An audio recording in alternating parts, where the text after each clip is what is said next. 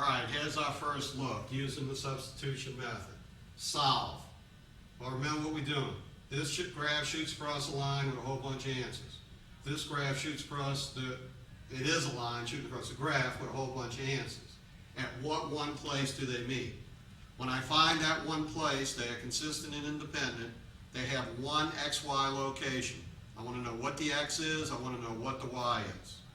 All right, one way to do it, we've discussed, you could graph it, but I don't suggest that method. In fact, I'm de-emphasizing it in this course. All right, so what we're going to use is the substitution method. Now, I'll give you a list of rules in a minute to be able to do this, but first I'll go through it verbally. The first step is to solve for one of these letters. The letters are X, Y in the top, X, Y in the bottom. I want to get one of these letters by itself, solve for a variable. The only logical choice in this case would be Y in the top. So I'm going to go over here, I'm going to get Y by itself. So I want to get Y by itself, so I added 3x to both sides, or as I do, it's not stuck, so you move it, which gives me 3x plus 1. Now, if you don't know your basic algebra skill of how to solve equations for a variable, you got a problem here. You need your basic skills, but certainly that's not you. You're a mathematical star on equation solving. So what I did is I got Y by itself, I moved the negative 3x over. Now I like to call it, put a big sign around it, box it off. The reason I box it off is because we're going to need this 2 more times in this problem. So I want to be able to find it. Notice what the box says. Another name for Y is 3x plus 1. Wherever I see Y, I could write 3x plus 1. Wherever I see 3x plus 1, I could put Y. So now what we're going to do is we're going to shove that in the other line. So in this case, I solved for Y in the top and boxed it, so now I'm going to shove it in the other line. So what I got to do is rewrite the other line. 4x plus 2 equal 12, but in place of Y, I'm going to put its new name. Remember, its new name is 3x plus 1. All right, please notice what happened. When I shoved the box into this line, one of the letters disappeared. The surviving letter is the x, and you know how to solve equations for x. I hope you do. So now let's solve for x. So I get 4x plus 6x plus 2 equal 12. 10x plus 2 equal 12. 10x is equal to 10, so x is equal to 1. I'm going to get you nervous here. I'm going to tell you we're halfway. Well, we got half the answer, but we certainly got most of the work done. So what I just did is I found the x, so I know what x is, so x is 1. Why did we box it and put a big sign around it? Because now we go back and put it up here. It tells us right where to go. So the 1 goes back into the box, which plugs in, and another name for x is 1, so I plug it in, and you can see that y is equal to 4. So there's our 2 answers. X is 1 and y is 4. Because we're doing this on an XY coordinate system, we would want this written as an ordered pair. So where did these 2 things meet? They met at ordered pair 1, 4. And this is the substitution method. The substitution method, let's reiterate. What I did is I got a letter by itself and boxed it. I shoved it in the other line. When I did that, one of the letters disappeared. Solve for the survivor. When I solve for the survivor, I now know that answer. Now I go back to the box and find the other number, the substitution method. Let me write this set of rules down. Okay, here's the substitution method written down for you. What do? You solve for a letter. You solve for a variable. You box it, put a big sign around it. You rewrite the other line, and then you shove the box into that line. When you do that, one of the letters disappears. Solve for the survivor. When you solve for that survivor, you got the first answer, send that back to the box. So that's basically it. I'll leave it up there for a second. You can find this in the workbook, but this is the substitution method. I would suggest you write this down. Put this into your notebook. I'm hesitating here. I might put this in the workbook or not. I think you'd learn it better if you actually write it yourself. So if you got to look at it some more, you can pause the tape. I'm going to move on. So if you don't have this written down, pause the tape, and let's see if you can follow this strategy for the next couple of problems. Okay, let's give this one a whirl. I'm going to work this one for you. Let's see if you can remember your rules. If you've written them down, look at it as I say. What's the first step? You want to solve for one of the letters. Now I want you to notice you don't want to solve for x. For example, x up top. If you did, you would get x is equal to 4y plus 11 divided by 3, and you would be boxing this fractional mess. So you really don't want to do that. So there's only one logical letter to solve for here, and the logical letter to solve for here is x in the bottom. So I'm going to solve for x in the bottom. That means I want to get x by itself. I move the 3y, which gives me negative 3y plus 8. And so now I box that. Okay, what does that box say? It says another name for x is negative 3y plus 8. Let me clear that up just a little bit. Okay? Now, what's the next step? Look at your list. That's correct. Rewrite the other line. Now, I know teachers that if you don't rewrite the other line, they will mark it completely wrong. Some people will try to shove it while they write it. So if that's the case, in this case here, notice what I did is I rewrote the top line. Why did I rewrite the top? Because I boxed the bottom. If I box the bottom, I rewrite the top. Now, at this point, I shove the box into that line. So it says another name for x is negative 3y plus 8. So all I do is rewrite the line I had, the 3, the negative 4y, the equally 11, but in place of x, I put its new name from the box. See what I did? So it's 3, new name for x, minus 4y equal 11. So now let's solve for the survivor. So I got negative 9y plus 24 minus 4y equal 11. So that gives me negative 13y plus 24 equal 11. So that gives me, what? Negative 13y is equal to negative 13. So y is equal to 1. Check your informational sheet. Now that you know your first answer, how you get the second one? You send it back to the box. So in this case, if y is 1, I replace the y here with a 1, and you can see that the x is equal to 5. So where do these two meet? They meet at ordered pair 5, 1. A common error here is to say they meet at 1, 5 because I got the 1 first. No, the first answer doesn't come first. The x always comes first in your ordered pair. So where do these two lines meet? They meet at one place. They meet at ordered pair 5, 1. How are we going to make this work for word problems? You're going to soon see. This is easy. You can learn this. If you can do this, you can do word problems. This is the second method we're teaching you with substitution, and we're going to do plenty more of these. We're going to interact as always. We're going to practice. But please notice how good you have to be able to do this. You have to be a pretty good algebra star to be able to do this.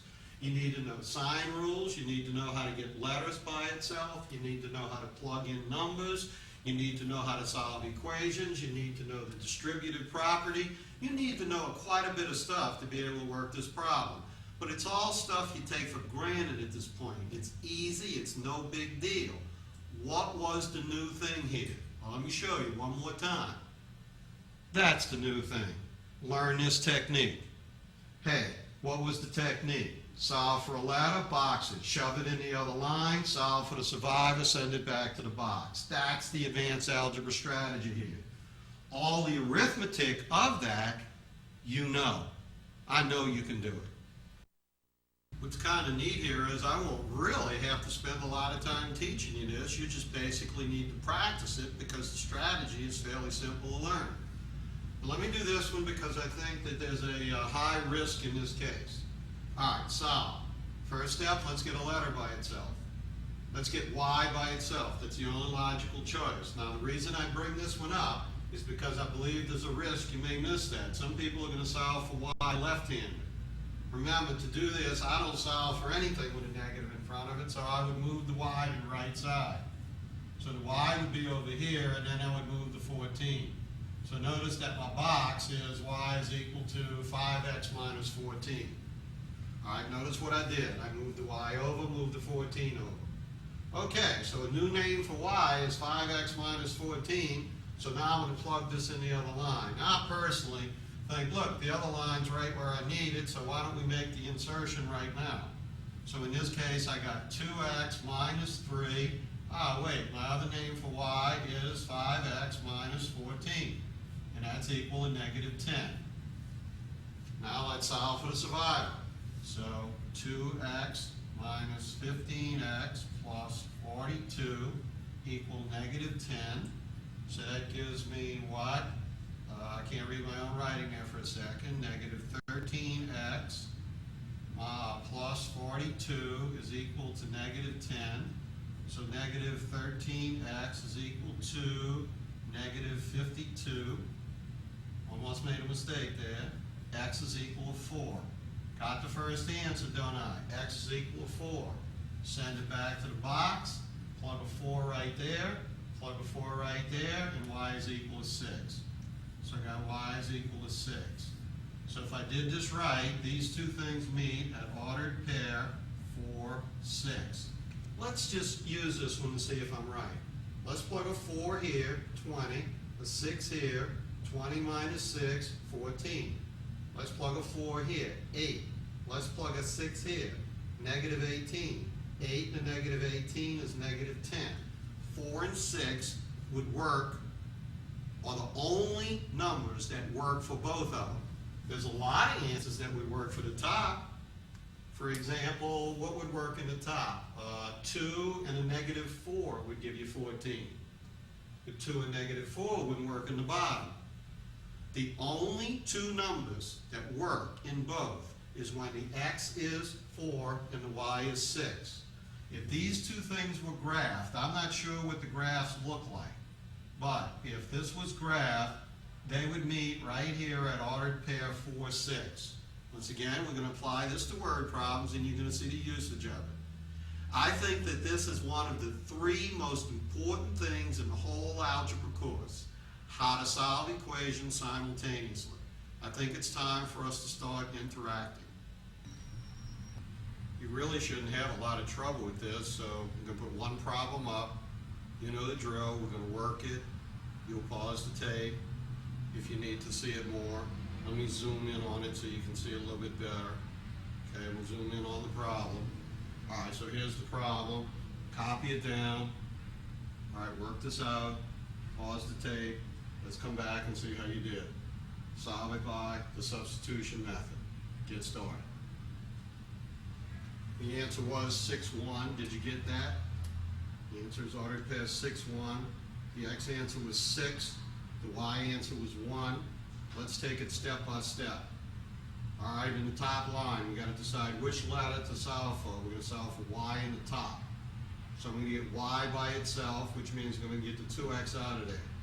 There it is over here, y equal negative 2x plus 13. What that says is another name for y is negative 2x plus 13. So wherever we see y, we're going to write its other name, negative 2x plus 13. Rewrite the other line.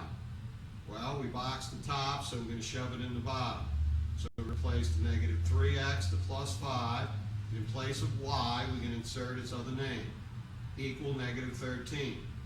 Look, one of the letters disappeared. X survived. Solve for the survivor. So we plug it in, and in this particular case, we work through our algebra, and we find out that our answer is 6. We now have half our answer, but half the work is certainly over. Now we take the 6 and send it back to the box. 6 shoved back into the box says that the y is 1, so our answer is ordered pair 6-1. Let's do another one. Fantastic. Please notice we're at a point where it doesn't take a million practice problems to be able to do it. You're pretty good at your skills, therefore the new things are pretty easy to learn. Okay, let's give this next one a try. All right, so in this problem here, I want you to solve by the substitution method. Again, if you got to pause the tape to copy it down, go ahead and do it. And even if you didn't pause the tape to copy it down, now pause it while you work it. Let's see how you did. So here we are, and you should have it. The final answer is 2, negative 6. So how do we do the problem? We solve for x in the bottom, move the negative 8y over. So x becomes 8y plus 50. We boxed that off, put a big sign around it. We needed twice more. This says another name for x is 8y plus 50. So right where I see x, I'm going to put 8y plus 50.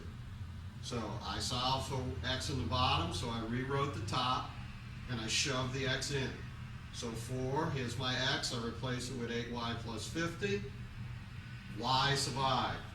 The x disappeared. Solve for the survivor, here's the work. Y turns out being negative 6. Take the negative 6, shove it back in the box, x is 2. Remember, when you write the ordered pair, y came first. That does not mean that that's first in the answer. X always comes first in the answer. Your answer is ordered pair 2, negative 6. How'd you do? All right, I'm going to try a couple of more, not many more. This is a pretty simple procedure. I think you can do it. We're going to move on and show you a second procedure that you might like better or you might not like as much. Eventually, you decide which way you're going to work it. So this is our second way. Remember, our first way was graph it. We didn't like that way. This way is better. All right, I'm going to take a look at a couple of more. Here we go. Our next one is actually an easier version, but I'm worried that its ease may briefly confuse you. So let's give it a try. So, solve. Okay, write it down, copy it, pause the tape. I'll be back to work it for you. I like to call this one self-boxable. Hopefully you weren't confused by the fact that we didn't have to write anything over here on the side. Look, y was already solved by itself, so we just box it right here. So our other name for y is negative 2x plus 5. So right here where I see y, I put negative 2x plus 5, and I showed that work right here. Here's the calculation worked out for you. I solve for the surviving letter and get 2. Shove it back in the box. My y is 1. So the answer is ordered pair 2, 1, which is written correctly here and incorrectly here. So the answer is ordered pair 2, 1. So hopefully the fact that the y was already solved by itself didn't confuse you. One more. Now look at this one and don't be confused by the fact that there are two excellent choices. What I want you to see, it doesn't matter here if you get x by itself and by itself, or you get y in the bottom by itself. They're both excellent choices. Now what I want you to do is I want you to make a selection. I want you to solve for x in the top or y in the bottom. Get it by itself and shove it in the other line. Now what I'm going to do is I'm going to come back and work this problem twice just to show you that we get the same answer. But you don't work it twice, you work it once, you make your decision, you pause the tape, work it, and I'll be back to do it one way, and then I'll work it a second way. But I want you to learn something from this instance. Okay, pause the tape, work the problem, I'll be back. I made the decision to solve for x in the top. Maybe you did, maybe you went for y in the bottom. I'm going to do it both ways. All right, let's do it this way. If this is the way you picked, look to see if we did it the same way. All right, I got x by itself. I'll move the 3y over the negative 3y. There it is in the box. Another name for x is 3y plus 2. Shove it in the other line. In place of this x right here, I wrote its other name, 3y plus 2. The x disappeared, solve for the surviving y, boom, boom, boom, go through all the work, y is 2. Shove it back to the box, x is 8, answer ordered pair 8, 2. If you need to look at this a little bit more, pause the tape, but what I'm going to do is I'm going to scan back, I'm going to give you a different view of this, and I'm going to go ahead and solve it the other way for y. Now, if you had solved it for y, I'll be doing it your way in a second over here, and we can compare the two. I'm sorry about the fact that what I need to show you here is pretty small, but I want you to give an eye-to-eye comparison. Now, the first time I did it, I got x in the top and shoved it in the bottom. The second time, what I did is I solved for y in the bottom. There it is over here, so I got the 4x over, boxed it and shoved it in the top. So I go through the process, and what I want you to do eventually is to look at this and see what happened. It reversed the process. When I did it over here and I boxed the x and solved for the y, I got the y first, and then I went back and got the x. In this case, where I reversed the process and solved for the y first, it's no big deal. That's all I wanted you to see. That in this case, I got the x first, which was the 8, and then I went back and got the 2. Notice in both cases, the answer is ordered pair 8, 2. So in the original problem, when you were pondering the choice, do I solve for x in the top or y in the bottom, it didn't matter. You could go either way. If you do it one way, you get the X answer first. If you do it the other way, you get the Y answer first. But in the long run, you wind up with the same answer. Substitution, I think it's fairly easy. You're going to have problems like this to do in an assignment. But what I'm now going to do is I'm going to show you the third way to solve simultaneous equations. I reconsidered. I think we better do major assignment 49. So go to your booklet, find major assignment 49, which is strictly on solving equations using the substitution method. When you finish with that, I feel sure you will be confident and we'll be ready to move on to the next method, which is called elimination.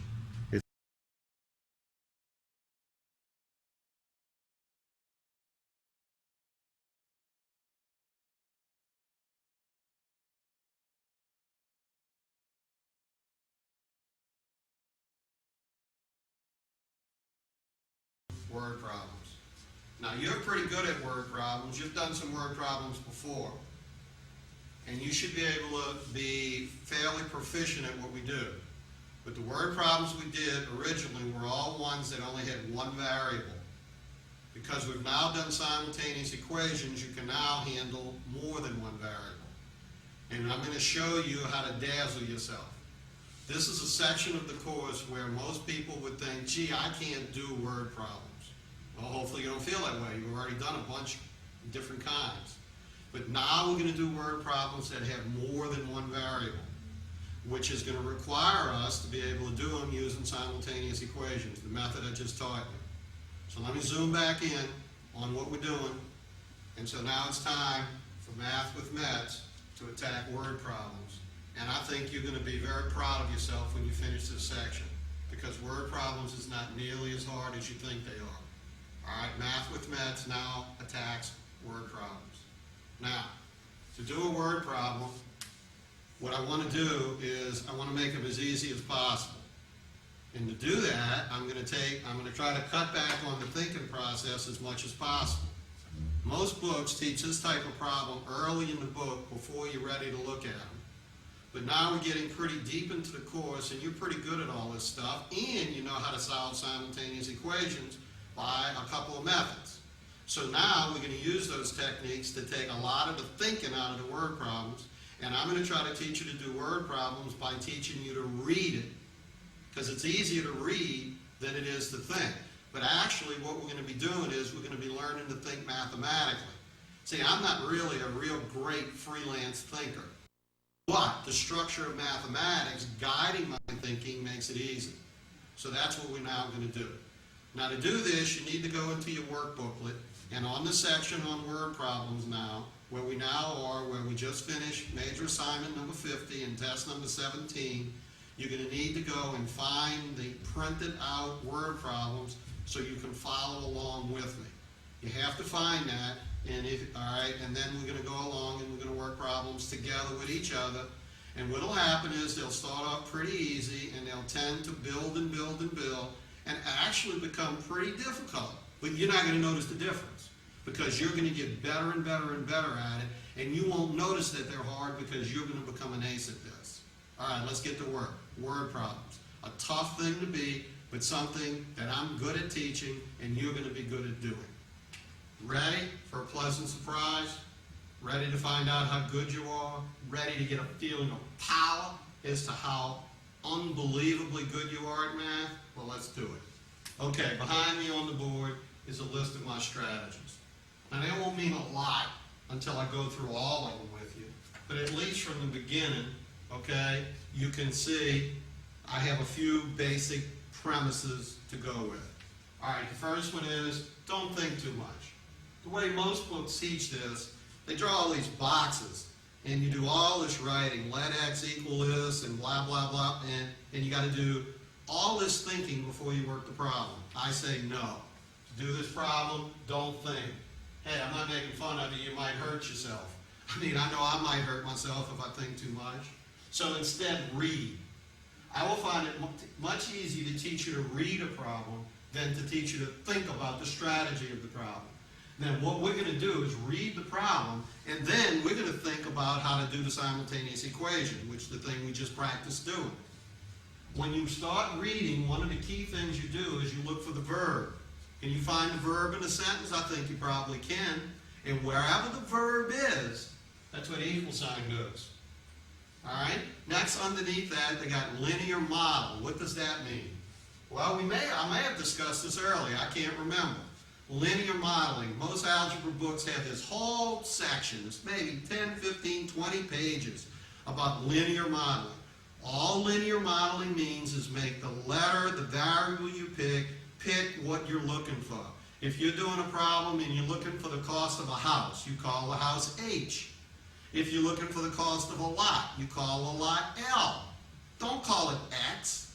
That's what they used to tell you to do. Now books tell you linear model, and I agree. Again, we're teaching these word problems late in the book. Most Algebra 1 courses teach this early in the book. All right, here we are. We got skills that we can now use. Now, to do this, we're going to look for what I call a key equation. Now, you don't know what that is right now. You will know in a minute when I give you the first problem. The key equation is the key to the problem. That's why I call it the key equation. And it's usually sum total or sum difference. There right here. Usually sum total or sum difference. Now, what do you mean by all this stuff, Metz? Well, let's get to work. Now, to do that, you need to pull out your typed out sheet, and you need to look at problem number 1, and we need to read the problem together. Now, the first thing, in fact, maybe I should put something above don't think here. I'm not sure I have enough room to put it up on the top of the board, so therefore what I'm going to do is I'm just going to write it here. All right, get the gist. Get the gist. What do I mean by get the gist? Don't take forever reading the problem. Look at the problem one time, read it through quickly without thinking much about it. Just get a general idea. Let's do that. Together, a laptop and the printer cost $3,600. If the laptop costs 4 times the printer, how much does each cost? Okay, you've read the problem. Have you got the gist? Okay. Now, let's find the key equation. Wait, no, let's linear model. What are we looking for here? We're looking for the cost of the laptop, and we're looking for the cost of the printer. So let's call the laptop L, boy, isn't that clever? And let's call the printer P, isn't that clever? That's called linear modeling. Now, where's the total here? Do we know a total anything? That's the key equation. So you need to find this key equation. Can you find it? Read the problem again now. We now have read it. We've done the gist. Okay, we're looking for the key equation. Have you found the total? There it is. Well, I got it, and I didn't know how to do it. But I think you probably got it too. Together, the laptop and the printer cost $3,500. Now, what we have here is an equation with 2 variables. How many answers are possible? How much does the laptop cost? Maybe it costs $2,000 and the printer costs $1,600. Maybe the printer costs $600 and the laptop costs what? $3,000. All right, maybe, hey, there's a whole bunch of possible answers. There are 2 variables. This thing is a line shooting across a graph. There are all kinds of answers. Now, we're used to X and Y. We're not going to graph this. We could make a printer axis, make that the X, the laptop axis, make that the L, but we're not going to do that. We're not going to graph this. We're not going to write our answer as ordered pairs. We're just going to find out how much they cost. But the point is, this could be graphed. Now, the problem is we need another line. When there are 2 letters, there's a whole bunch of different answers, so therefore we need a second line. What's the second line? All right, I call the second line the relationship. I wish I had written that on my list of things to look for. The relationship. Once you got the key equation, now find the relationship. Remember, don't think, read. What does it say? The laptop cost, there's your verb, 4 times the printer. The laptop costs 4 times the printer. Can you write that? How would you write laptop? That's not very hard. L, cost, there's your verb, equal 4 times the printer. Okay, there's our 2 equations. Now, let's solve them. How do you solve these 2 equations? Okay, now, something I didn't stress before was alignment. If you want to work this problem by elimination, you're going to have to do some changing. This problem here is conducive to the plug and shove, the box and shove method, the substitution method. I'm going to work a few of the problems that way, and then if you want to work them the other way, by elimination. So remember, on the last test, I didn't make you do one problem either way. I'm going to make some suggestions here. All right, let's solve for 11. Oh, wait a minute. It's already solved for L, so put a box around it. So now what do? I shove that in the other line. Another name for L is 4P. So right here where I see L, I write 4P. So I got 4P plus P is equal to 3,600. Hey, look, one of the letters went away. Solve for the survivor. So let's see. 5P is equal to 3,600. So P is equal to 3,600 divided by 5, which is what? $720. So basically, how much did the printer cost? The printer cost $720. Now, how much does the laptop cost? Well, we knew it totaled 3,600, so you could just subtract that first number from 3,600. But let's be consistent with what we learned, and let's plug it back into the box. So I plug it back into the box. P is now 720. Since P is 720, let's plug it here. And 720, let me do this on the side. 720 times 4 is 2880. So the cost of the laptop is $22,880. Well, we got a real nice system here. Now, do we want to write this as an ordered pair? Do we want to write this as ordered pair, a laptop? No! Because we're not graphing anymore, because now we're doing real-world problems. It's a real-world problem. So look, and we cleverly call the laptop L. So since we call the laptop L, we know that that's the cost of the laptop. The printer is 720. I guess you could, it's a little hard to see here. All right, let me write it a little bit over it. So the printer costs 720. Now, if you want to check your answer, and you add the two numbers up, the laptop and the printer, if you add those two numbers up, what will you get? $3,600. And the laptop is 4 times the printer. The only way that these two things could add up to 3,600 and one of them be 4 times the other is what you just worked. Now, I hope you felt good about that problem. Okay, we're going to do a series of problems, and then I'm going to do most of them. I'll do a few, and then we'll interact as always, and I think you're going to like this, because I think this is going to make you feel good about yourself. So let's go to number 2. So number 2, Alice and Leslie went to pick flowers. Alice picked 5 more flowers than twice what Leslie picked. Together they picked 62 flowers. Okay? We just read it once, didn't we? We got the gist. Don't overdo it. Don't try to make all your decisions first time through. Now, I read it once and I know it deals with Alice and Leslie picking flowers, so I'm going to linear model and pick my letters, and I'm going to pick A and L for Alice and Leslie. Okay? Hey, first thing done. Now, can we find a total in this problem? Now, in the last problem, the total equation was written. The laptop and the printer cost, and it was easy to see. In this problem, this is a little bit harder because the key equation is not actually written. It's there, and you have to extract it from the problem. So what I want you to do is I want you to take a second to look at it and see if you can come up with the key equation. Remember, we use Alice and Leslie, A and L, and we're looking for a total. Let's see if you can find it. I bet you got it. There's the key equation. Alice plus Leslie gave me 62. They picked 62 flowers. Now, how many did Alice pick? 1, and Leslie picked 61. Did Leslie pick 20 and Alice picked 42? Hey, there's a whole bunch of possibilities here, right? But there's another line. When there are 2 letters, there are got to be 2 lines at this stage of the game. All right, so where is the other line? Don't think, read. Look for the relationship. Can you find it? Look at the problem. Let's read it through. It's the second sentence, right? Alice picked 5 more flowers than twice Leslie. Let's see if we can write that down. Alice, got it? Well, that was hard. A, picked, there's the verb, 5 more than twice Leslie. Now here's something I want you to get out of it. Always put your number on the tail end. See, it's 5 more, but still put it on the tail end. She picked 5 more than twice Leslie. It's not really wrong to write 5 plus 2L, but in a minute you're going to see it's to your advantage to do it that way. So when you're dealing with a number, put it on the tail end. See, it's in descending order. Now just just take a look at that and see if that makes sense to you. Together we got our key equation. Alice and Leslie picked 62 flowers.